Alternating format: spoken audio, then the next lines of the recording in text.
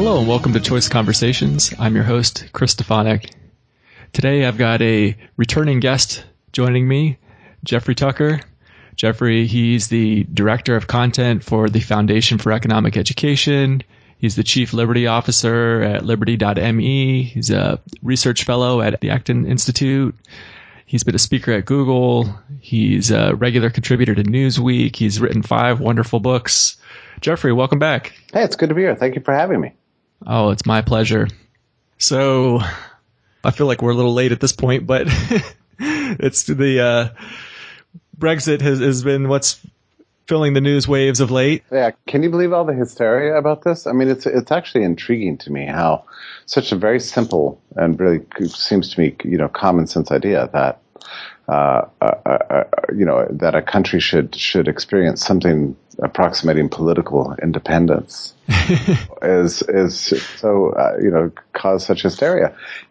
People act like anarchy is broken out all over the planet just because one country said these bureaucrats in Brussels are annoying us. Right. I mean, this is not a big deal, and I think it has something to do with the sort of latent Hobbesianism that sort of afflicts the opinion classes. They just imagine that if some government-oriented institution is not in charge, then the results will be chaotic and dangerous for everybody. I don't believe that. I think it's really the opposite is true. Right. So now you said that this isn't a big deal. It's just throwing off some government.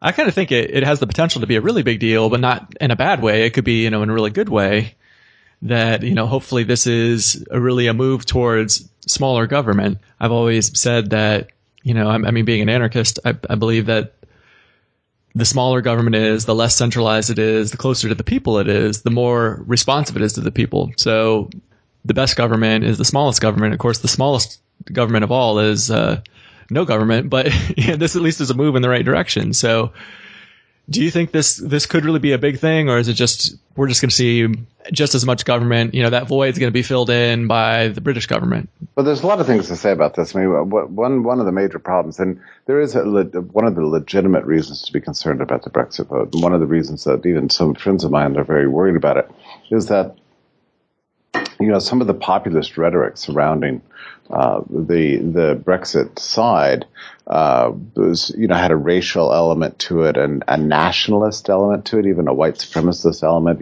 fueled by resentment of immigration.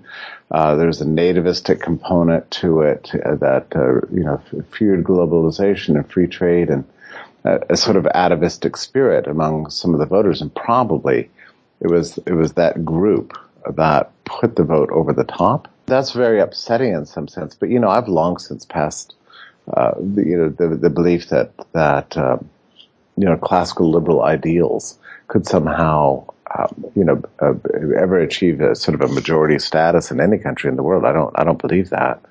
So right now the problem Britain faces is which way to go. Are you going to turn to the dark side like that?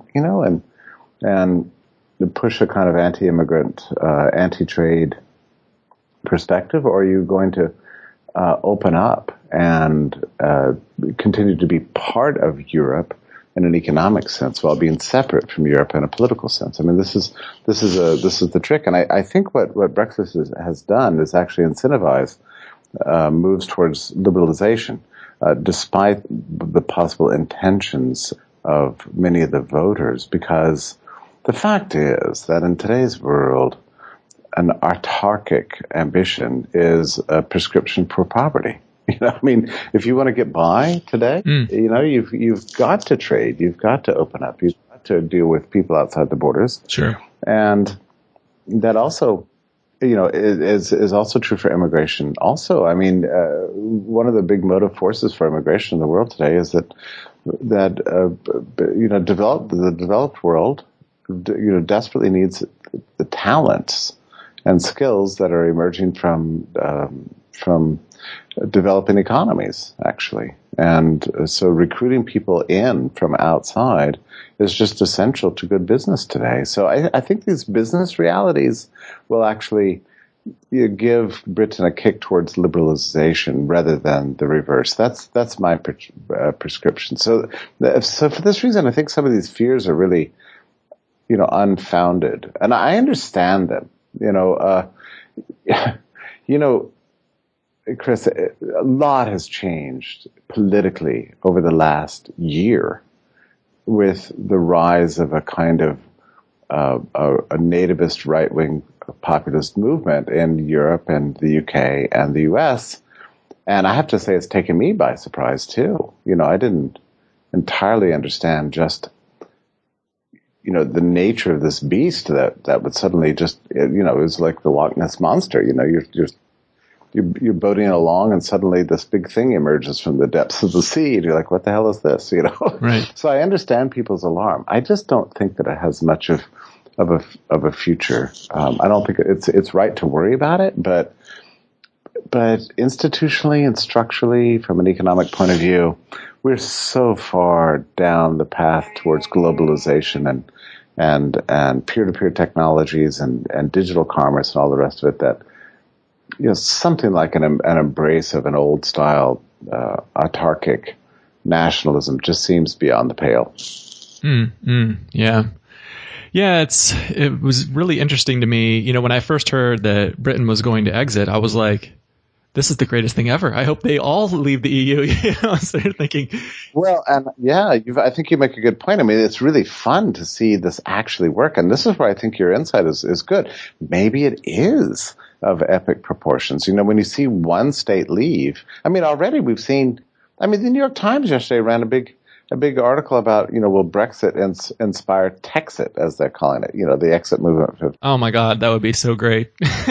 I mean, that would just be awesome. And my father, my family's from Texas, and we've been there since about 1832, I guess was the year we immigrated. And, I moved away, and then years later, I came back home, and my father, who was a very educated man, an academic, historian, musician, conductor, composer. I mean, just, highly cultured and sweet and nice, and never had any reactionary political impulses or anything.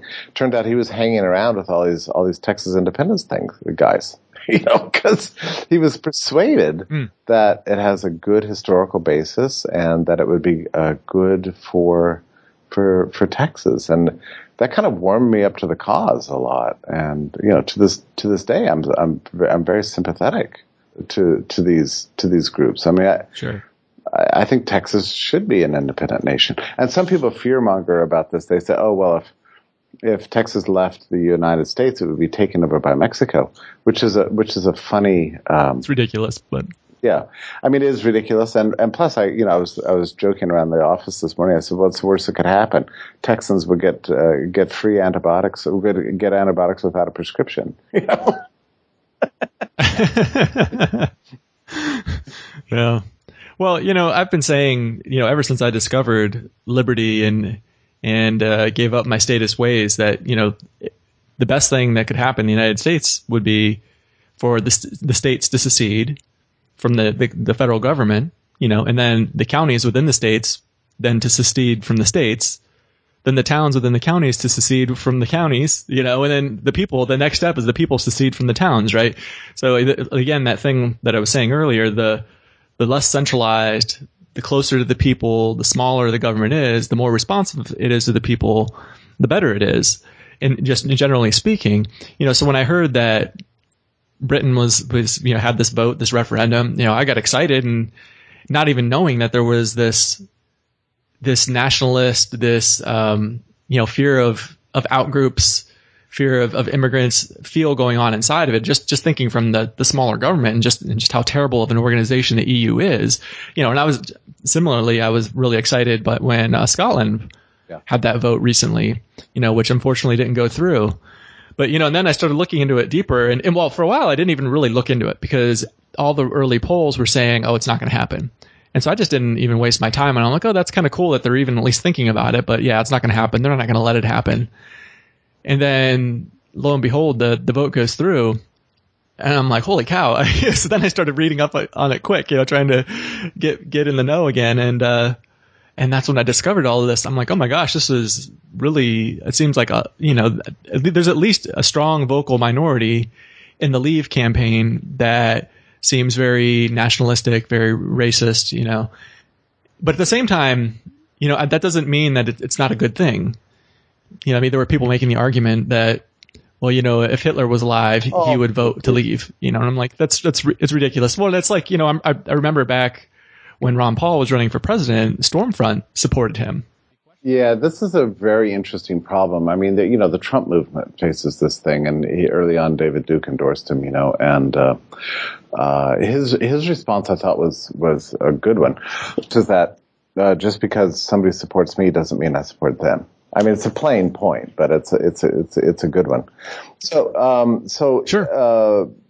Yeah. At the same time, when you get a sort of a plurality of white nationalists, backing a cause, there's a good reason to be sort of alarmed by it, and especially if I think it's an ethical issue. It's like if you sort of spend all your time dog whistling to those people, there's a potential danger to your heart and soul. Right. So this is why I think the best grounds on which to support, so as you say, like a universal secession, like if any smaller territory wants to leave a larger territory, I think that a genuine liberal impulse should be to celebrate it and push it, regardless of all of the considerations, and just be happy about it, because the long run trajectory of those kinds of movements is always towards, in the end, freedom. The smaller the territory, the more it's economically dependent upon trade for its well-being.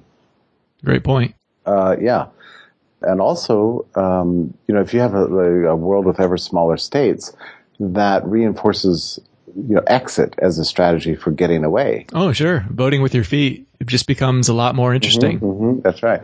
And, I think, too, about the origins of classical liberalism and the late Middle Ages and early Renaissance. I mean, that was it rose up in Europe first, and it was structured. I mean, the reason it came about was not because suddenly all of Europe, were persuaded of universal human rights or something like that. It came about because there were so many different competing centers of power that no one power got in control, so there wasn't a central point of failure. And those competing power centers resulted in a sort of de facto liberty that grew and grew and grew.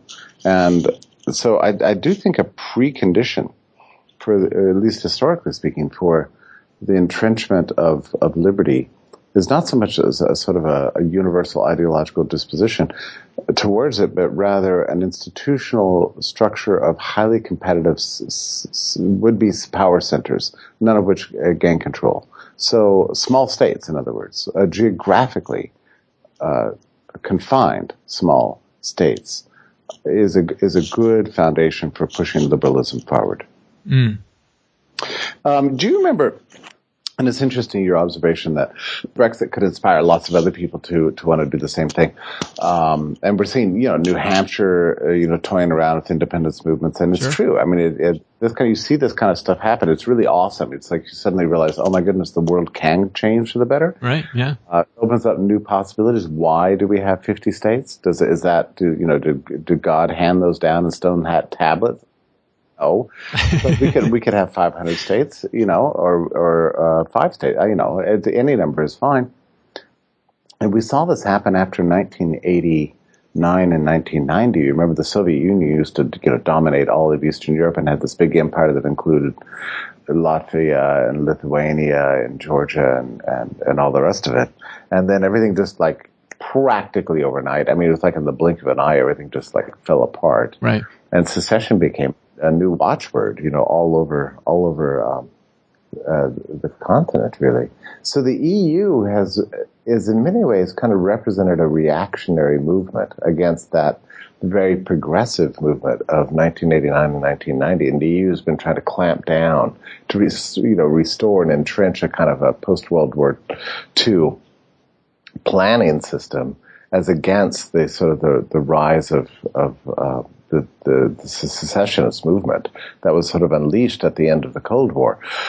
So in that sense, I see the Brexit as sort of picking up where we left off, and a very good sign, actually. I would like to see Alaska become independent, and then certainly Hawaii, for goodness sake. I mean, it's crazy. And then Texas and New Hampshire and on and on and on. Yeah, they've actually got a term for it. They're calling it Nexit. Who's next? Yeah. That was cute. So, and I've heard that Ireland is very intrigued about leaving the EU. They're not happy with their experience in the EU, and they're like, hey, if England can do it, why not us? So we'll see, and there's more than just, there's obviously many good points about it, the immigration and the migrant crisis and stuff is getting a lot of the headlines, but one of the things is just the nature of the EU is that it's a big welfare state. The rich countries end up doling out all this money to the poor countries, and it's what is the incentive for the rich countries to stay in this, and of course, one of the worst offenders of this would be, on the worst end of it, I should say, it would be like Germany, who if they were to actually leave, that would just spell the death knell for the EU. That would be the end. Yeah. But I mean, at the same time, I think they're probably going to be the last ones standing. They're going to be the last ones to leave because they just have such a desire to be good Europeans. Seems like that remnant from World War II of, they still harbor guilt for that. It seems like, this society, as a society, they harbor that guilt over the Nazis and, are determined to be good citizens. Right. But I mean, even if Germany's in there, if a couple other of these stronger nations leave, I mean, it seems like the house of cards will fall pretty quick. Yeah, no, I think that's right. And, let's talk for a second about the whole issue of trade blocks, too, because I hear very little discussion of this. But, ever since, the end of World War II and the arrival of GATT, there's been a kind of a desire to organize trade on a global level the way, maybe John Maynard Keynes or somebody imagined that you could organize it on a domestic level. And that has really largely been through the creation of these kind of large trading blocks. So you have Europe, you have the Pacific Rim, you have the North America Free Trade Zone and all the rest of it. And the way that it's supposed to work is that they first establish a kind of internal liberalization and then negotiate with other trade blocs, from a position of presumed strength, and together lower trade barriers and all the rest of it. But I don't think this is a good idea because the blocs themselves become competitive with each other. Whereas what should really happen is that every country should, first of all, I mean, in an ideal world there would be no trade barriers and every country should just lower them and to hell with it, right? But if you believe in trade negotiations, there's no particular reason why you should have to negotiate with China as the EU or as the North America Free Trade Zone or whatever. Every country should be free to negotiate trade deals with any other country on its own terms, and regardless of what member of what bloc you happen to be, according to the accidents of geography, really. So people who are concerned about the breakup of the EU as a free trade zone, I think it might even be a plus side to this too, and ironically, it could actually lead to freer trade all over the world, so that if Ireland, for example, on its own could lower its trade barriers as low as possible and negotiate reciprocal arrangements with Canada, I don't see what's the problem. Regardless of what the EU says about that, I think there's something to say for that. That level of decentralization, I think, actually does ironically promote globalism, which I don't think that the word globalism should be used as some sort of curse word, as you might bump into it on the Alex Jones show or something like that. There's nothing wrong with globalism if by that you mean, freer trade, lower migration barriers, and freedom to move, free association. I think that's fine. I mean, globalism is a fact of the world today. The problem is when it's controlled by governments and organized according to the principles of international, planning by a ruling class, then globalism, that kind of globalism, is a very, very bad idea. Sure. Yeah. The way you define globalism It's definitely something that's on the rise, and I don't think governments can stop it. No. The technology is just making it more and more easy for that sort of thing, and it's just so wonderful. It's really enriched the human race. With the advent of the internet and what we can do with, it's just our smartphones that we carry around so much computing power in our pockets. It's amazing. I'll go for walks. I'll be out walking my dog and talking to friends on the other side of the planet. It's just mind blowing. I had an interesting experience recently where we were looking, because, until recently I was director of digital development at Fee until I moved over to content just a couple of weeks ago. But I kind of shepherded into being this, the new design that you see on Fee.org, which is, I think it's just beautiful, classy, sophisticated, credible. It's just a fantastic website. But what had happened was that it began about 2 months ago, where I was unhappy with our current design because I thought it looked a little infantilized and there was a discontiguous relationship between the content and the design. I didn't like it. So I went around to several high prestige American website design firms, and they were quoting me soup to nuts, 90K essentially. Right. And, I thought, oh God, who has that kind of money? That's crazy. And also they're giving me a lead time of, 9 months and this kind of stuff. Right. This is just nuts, and it was depressing.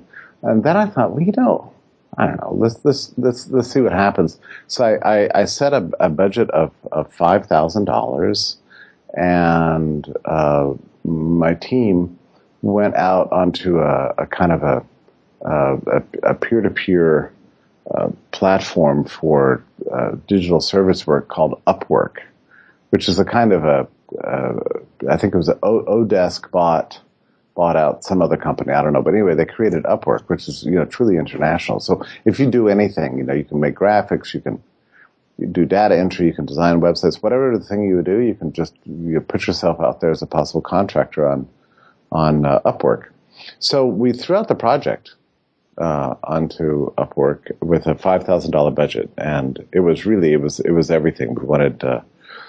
We wanted a design, and then the structure and the generation of the HTML, and even all the way to implementation with all the database hooks and everything else, for something like 24 separate templates on desktop and mobile. So this is a big project. And we put it out there for $5,000. Well, we ended up getting, 150 bids. It was just awesome. And right. Some of them would not give us, their designs that they wanted because they said, you just have to trust me. I don't want to do a design because I'm afraid you'll rip it off. Okay, whatever. Look, we got to see what you do. So this kid in Pakistan, submits something like six pages, wireframes and beautiful Photoshops and everything, and they're just really elegant and very pretty. And so we interviewed him, and his name is Imran. He lives somewhere in Pakistan, I don't know, but just early 20s something, brilliant, hungry, ambitious, and we tapped him for the job.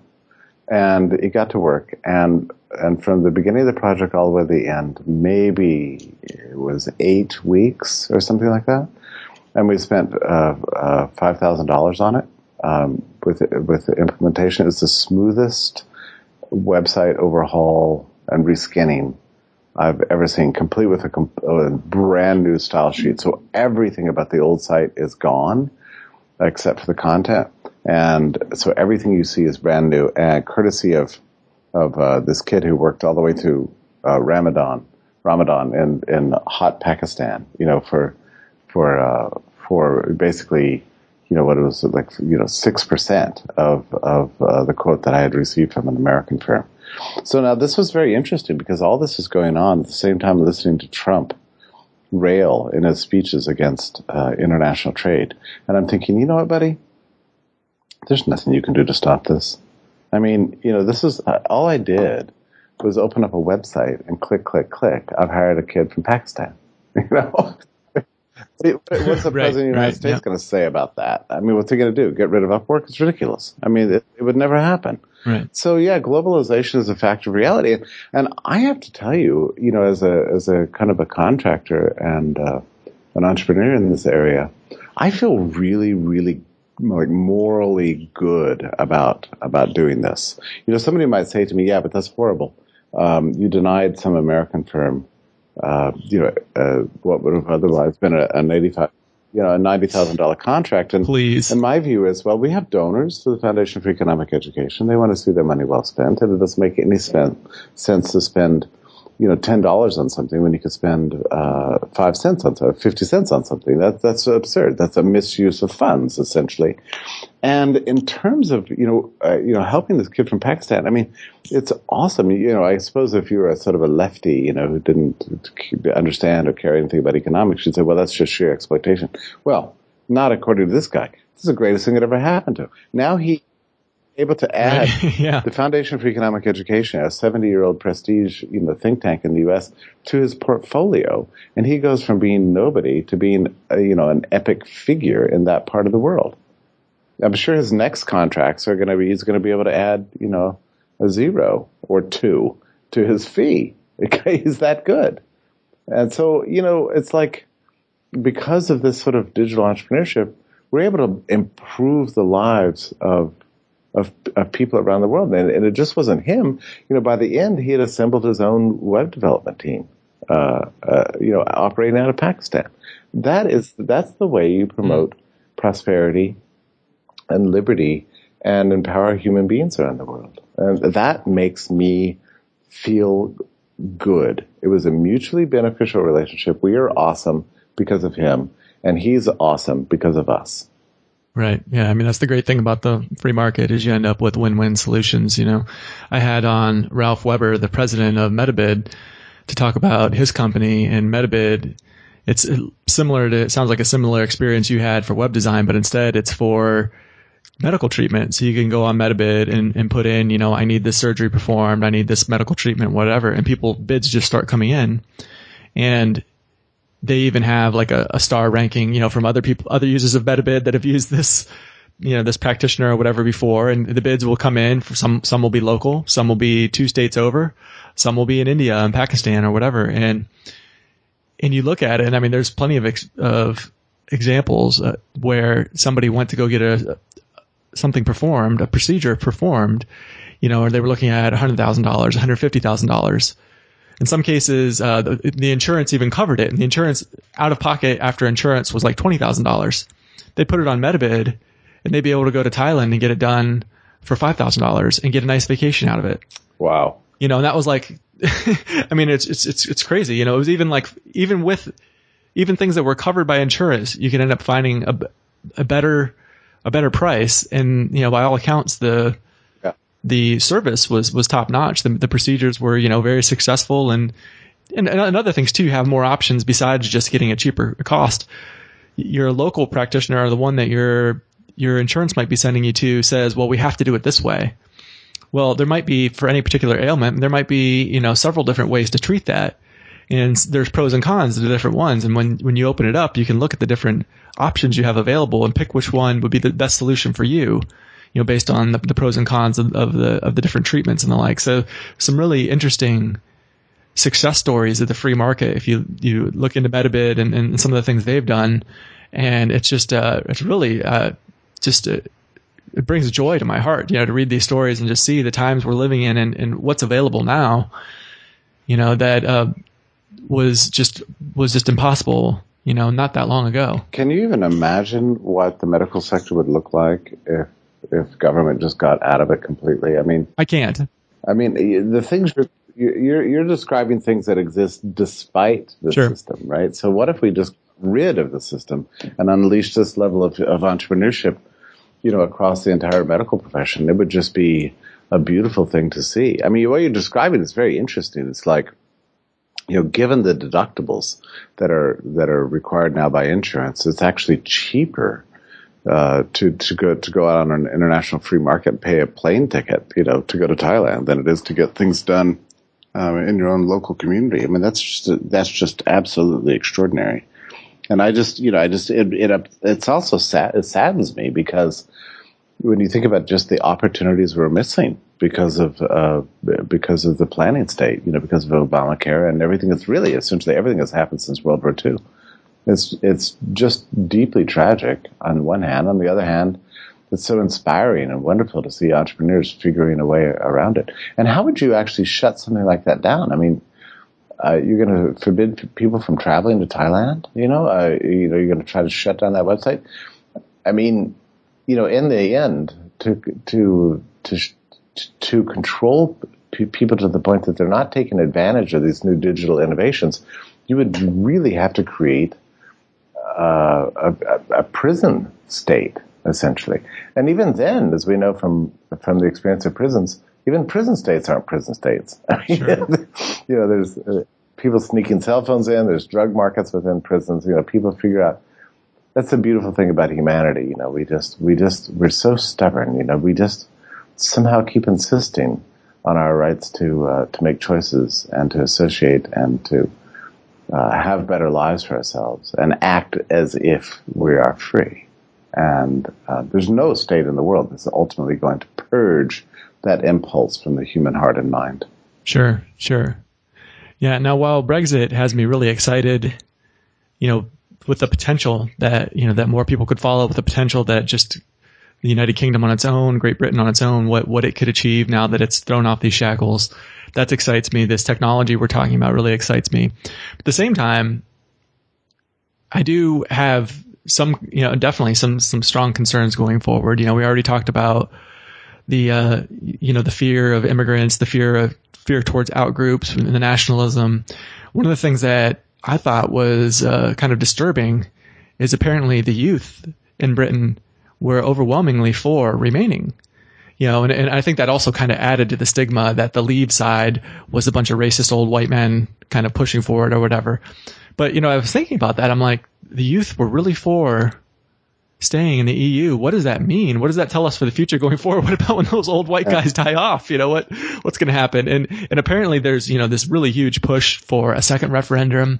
Yeah. We're just going to keep having the referendum until we get the vote we want kind of thing, which is a very anti-democratic way of looking at things. I'm just sitting here thinking, I'm like, what would happen in the United States if they said, we're just going to keep having the vote until Obama doesn't win? Yeah. Right. The liberals would go absolutely crazy. The media would be just up in arms, but, because the media is for staying in the EU, for the Remain side, they're totally for, like, have you signed the petition to get another referendum pushed through, and right. I mean, I guess we could do a whole show on the media and how terrible the media is, but the youth thing kind of bothered me. As soon as you said that, what I thought was that this probably isn't ideological. This is probably all about their. So the EU has had a great benefit to workers all around Europe. It's the single greatest aspect, in fact, maybe the only great aspect of the EU, has been the elimination of labor controls between countries. So if you're in France, you can move to Spain and get a job without any problems. And if you're in London and you want to move to Belgium, you can do that too. And so all workers are treated as having more or less equal rights. So you've got a kind of a beautiful sort of free migration there. So the passports are EU passports, and there's no question. I mean, you sort of, to some extent, the EU just did a great thing in abolishing the sort of nation-state restrictions. So young people who are suffering more than anybody else in this sort of ongoing I guess you would call it quasi-recession in the developed world, are concerned about job opportunities, and they like the EU because they want to be able to move to Spain. They want to be able to move to Germany or Sweden to pursue whatever job opportunities they want. And the concern might have been, because there's a lot of propaganda about Brexit, that if that happens, then their choices will be restricted, they'll be constrained, suddenly they'll be issued new passports and face terrible bureaucracy just pursuing their professional careers. That could have been the driving fear. I think it's probably baseless, actually, now that Europe has experienced this sort of free migration system, which is a restoration, actually, of a system that was in place essentially from the High Middle Ages all the way up to World War I. it's not so much of an innovation as it is a restoration of what just the natural liberty that people should have. But they might have had a concern that that the nativist impulses would lead to a restriction of their job opportunities. That's my immediate, sort of baseless interpretation of why the youth supported the EU. Right. Yeah, I've heard people say that it's almost less important whether you vote for leave or remain, but rather why you're voting for leave and why you're voting to remain. That's interesting. Yeah. That brings up an interesting point, because there are so many different reasons that you could do it. And some of them might be valid. Maybe the Remain side does have some arguments in their favor. Sure. One of the things that I've heard mentioned, is that, Europe has a pretty bad track record with keeping the peace. Both the EU has stopped the fighting among the member nations. And I'm reminded of, back when I was reading the Federalist Papers and the like, and the founding fathers talking about, why the United States should form, why the colonies should unite. And that was one of their arguments, was they said, look at all these small states in Europe, and they're constantly going to war with one another, where, if we can unite into one government, we will not be warring with ourselves. And there was a civil war in the United States, but that was one war, and, closing in on 250 years here. And, not a terrible track record, at least internally, for warfare. Not a terrible track record of, over the last 250 years, Europe has certainly had a much worse track record than the United States has as far as warring amongst themselves. So, that was one of the things that thought to me, I'm like, well, if they all secede, if everybody leaves the EU, are we then going to start seeing, these little discontents, these little bickerings swell up into more bigger things, It's funny you raised this about the founding. One of the things that's a little bit hard for people to understand about that generation, 18th century aristocratic writers that we call and politicians that we call founding fathers today. They had this hilarious sort of wild bias against anything European. It's actually really interesting. It's hard to what? What are you talking about here? But look, here's the other side of that argument. Voltaire once said about European wars, and he was 18th century or something, that European states have been warring with each other for 500 years, and the people have paid very little attention. There's constant wars, but actually you hardly ever notice them, because there are always these kings and the king's private armies warring against some other king and that other king's private armies, but they left the people completely alone. So at the end of the 19th century and going into the 20th century, we started creating these gigantic nation states, Bismarck and Germany, and then the U.S. was had the whole sort of at the fin de siècle, this sort of Pax Americana ethos was realized that we were looking at the height of the British Empire. So these big states, what did they do?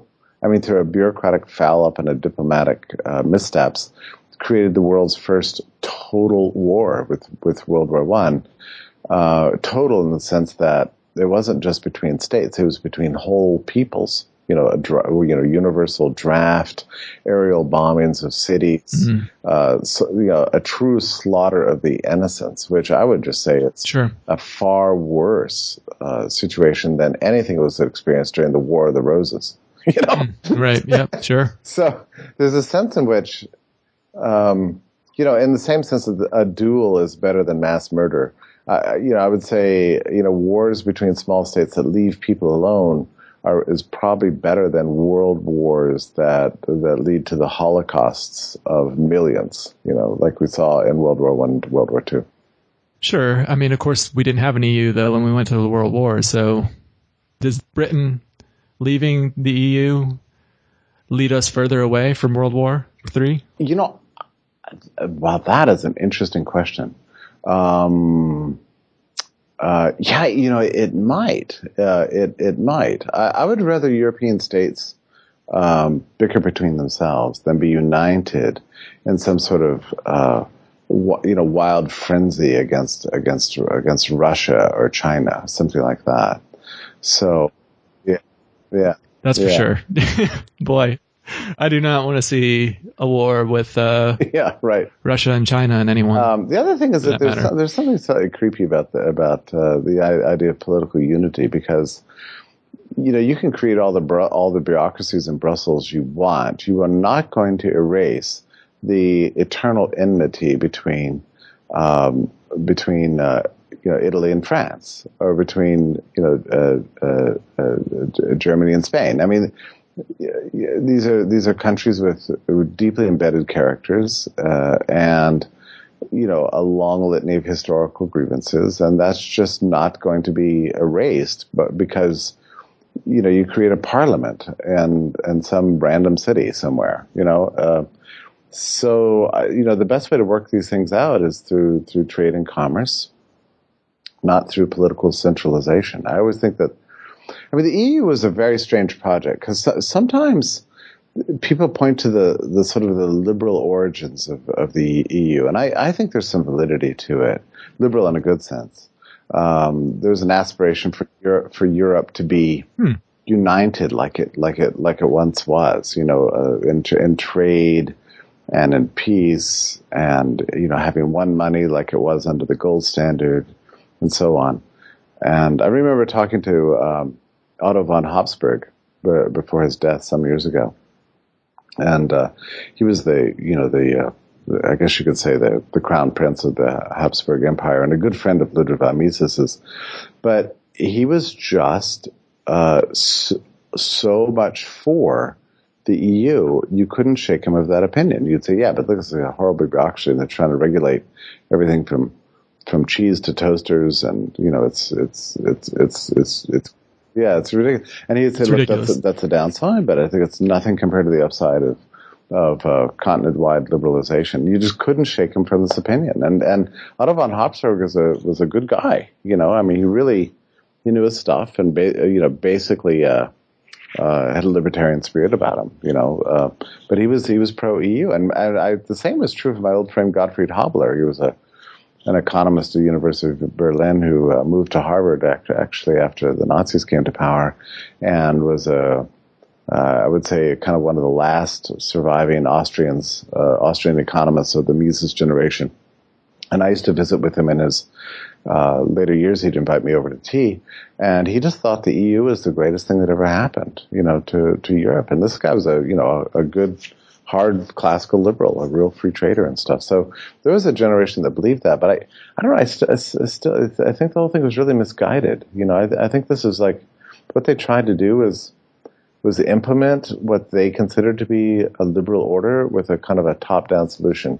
And I mean, it just almost never works. I mean, it doesn't mean that you're going to have a perfect world with decentralization, but the creation of large states that you hope will impose liberty. It almost always comes around to biting you in the butt, basically, because sure. So it seems like an oxymoron, Yeah. I think that's right. And look, this returns us back to our initial discussion about the inability of people to imagine the existence of order without imposition. If you think that the absence of some imposed solution is always going to result in chaos, you're always going to favor power in the eternal struggle between the individual and the state. So, which is why I think, anarchist thinking is important for people. You have to be able to feel a certain level of comfort with the idea that people are running around doing seemingly random things, but despite their own intentions, are creating some overarching order through their sort of daily struggle to achieve a better life, and in so doing, cooperate with each other in the creation of what Hayek called the extended order. And to be happy with that, and to be chill with that, I think is really the beginning of 21st century style political wisdom. Right. Yeah. And I think the reason why people are not comfortable with it largely is it's not the world they were raised in. The families often have an authoritarian model within the family where the children are not trusted to behave. If the children weren't there, if the parents weren't there with ready to dish out discipline, then the kids would be setting the house on fire and that sort of thing. Yeah. And then that model continues when children are put into schools, the public school system, where they're not respected in the slightest, and they're basically everything is very, very top down. So the thought that people can operate without this authoritarian figure, this centralized welder of force over top of everyone to get people to organize, that they can organize on their own peacefully, seems really alien and really, like pie in the sky to people that are, still locked in that status matrix, right? Yeah, and a lot of it is driven by fear too. They're afraid of what could happen. They get terrified. Look, I know there's a downside to power. It can be cruel. It can be overweening and overbearing, and it might even we might have to sacrifice some creativity, but at least we'll avoid a worse result. Well, what is that? Well, it's some imaginary scenario, apocalyptic scenario you've dreamed up in your head. This is why I think it's really important to kind of look around at real examples of anarchy in action and see that what they produce is not, some nightmare of a war of all against all, where people are burning witches and lynching, other races, from trees and so on, but rather really peaceful solutions that you see in, free zones, in free cities, or, I live in Atlanta. There's 2 square miles in the very core of Atlanta that the city sold to a private developer. He hired private police, built private roads, and the company installed its own infrastructure. And what you see there today is an extraordinary community right in the core of Atlanta that used to be all public housing. Now it's mixed-use properties where everybody's shopping, people are living, and it's beautiful. There's music playing all the time, and in the most multicultural, free immigration, commercial utopia I've personally ever had the chance to spend any time with. That, to me, that's what anarchy is. It's not dangerous. It's a shopping mall. Right. Yeah, anarchy, like you said, is peace. You end up with peaceful solutions. And anarchy is wealth. What inevitably ends up happening when you have these win-win exchanges in free markets, and there's not these regulations to stifle innovation, is you have increases in wealth and increases in standard of living, which raises everyone up. Whether you're an entrepreneur or you're working for somebody else or whatever the case may be, the standard of living of the society as a whole ends up getting raised. That's right. And, there's another thing, too, that I think is empirically, look, you can't say, how would you say, like from a deductive point of view or from a purely logical point of view, what the results of anarchy would be, which is precisely one of the reasons you need it, so you can discover the best results. But you can look at the history of liberty and discover an ethos. And I think an important part of that ethos of anarchy or liberty is openness and the universal acknowledgement of human dignity. I think that's what we see. The freer an economy it is, the more inclusive it is, the more a universalist it is, and the sense of celebrating every human person as a unique individual. And that's why we saw, capitalism give rise, for example, to women's rights or the end of slavery and universal uplift of humanity. I think these things all go together, and openness and tolerance are part of that ethos as we see history unfolding over the last 500 years. So they're integral parts of it. So people who imagine that anarchy is going to lead to, isolated communities with authoritarian rulers, I think that, I can't rule out that does exist, but I think that's generally not the long run trajectory you see from eliminating the state. What you get is instead a real drive towards all the best things in life. Right. Well, and just to bring that back to our original discussion, the potential with Brexit for Britain to make choices towards more freedom towards free trade, towards free movement of people. I mean, that the potential is there for great economic growth, but it's only potential. I mean, they could not go in that direction at all. I mean, they could start getting into trade wars. They could just fill in that void of all those regulations from the EU with, internal stupidity and I mean, there's plenty of examples of countries that are outside the EU that are doing perfectly terrible.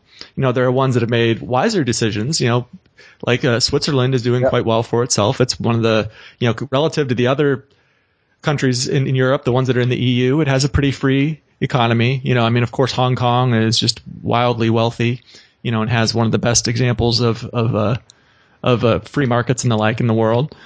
If they followed the example of some of the other success stories that are out there, and I'm leaving out many others, and go with the smaller government, trust people to figure this out on their own. We don't need regulations for every little thing.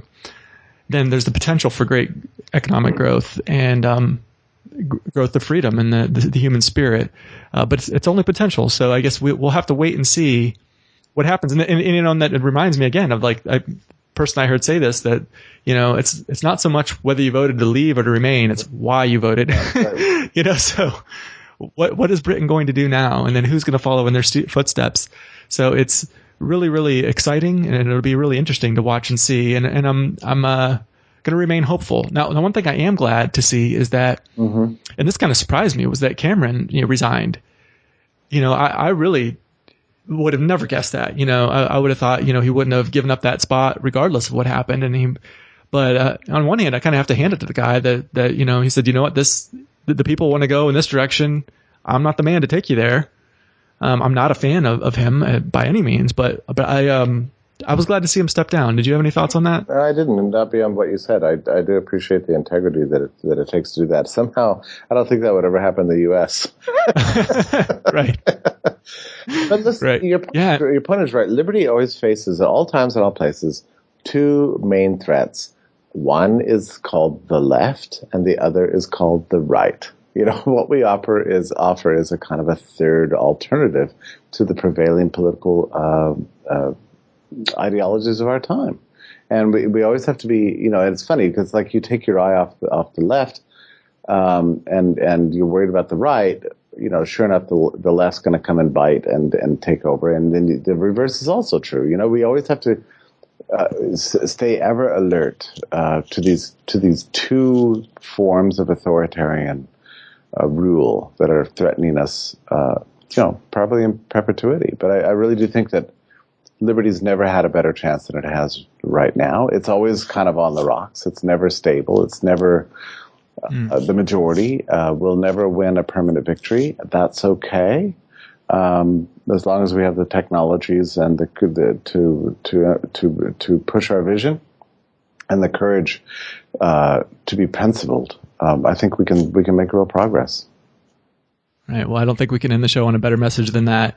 So, Jeffrey, before I let you go, what have you been working on? Do you have some things in the hopper that you'd like to share with the listeners? Well, it would be awesome if people would come and check out what we're doing over at fee.org. I tell you, we've really got high aspirations to create a digital platform that's really sophisticated, classy, credible, with the intention of making the ideas of liberty familiar and credible to a rising generation. And I think we're making great progress towards that. That's my current project. It's consuming all my time, and I'm really excited about it. Check out liberty.me, which I'm really pleased. The company that I started has now been purchased, and membership is free. You'll find 200 downloads of books, of complete forums, a friends network. It's a wonderful service. In terms of my own writing, I'm trying to write every day now, some topical article. In addition, in the background, I'm working on a book that I've been researching for about the last year, which is a book on eugenics and the history of the Leviathan state in the early part of the 20th century. So that's my next big literary project. But thank you for asking. Oh, that's my pleasure. All right, well, Jeff, it's been such great fun to have you on, and I just can't express my appreciation enough. Thank you so much for having me. I appreciate it very much. All right. Take care. Bye-bye.